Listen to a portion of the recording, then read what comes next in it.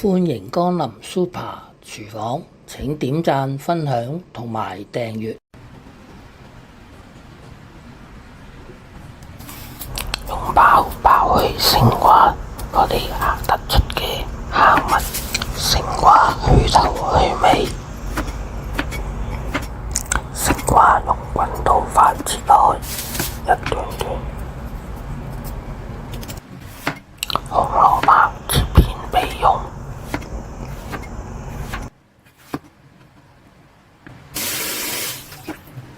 清洗勝瓜同埋紅蘿蔔，落2湯匙嘅油，再放啲薑片同埋蒜頭落去，用鑊鏟將佢爆香，跟住再放埋啲勝瓜同埋紅蘿蔔落去一齊炒。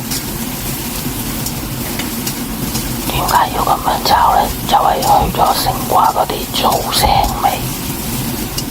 啲瓜已經炒咗一陣啦，咁我哋就加入3碗水，跟住就冚蓋，將佢焗一陣。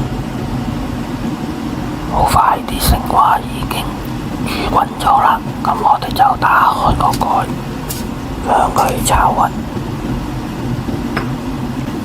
用匙羹乜啲鯪魚肉落去啲勝瓜度，燜完一嚿，再放另外一嚿。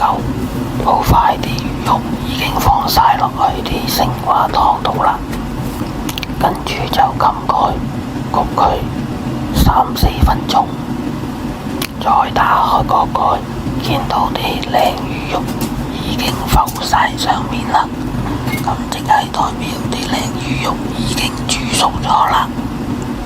咁樣我哋加入半茶匙嘅鹽，少許嘅胡椒粉，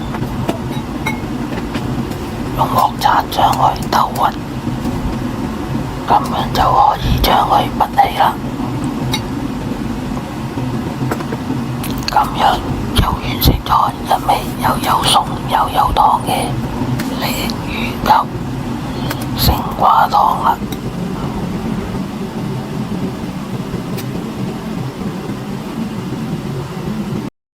睇完片之後記得俾 like、分享同埋訂閱。我仲有大量嘅煮餸影片，可以登入下邊 info box 參觀。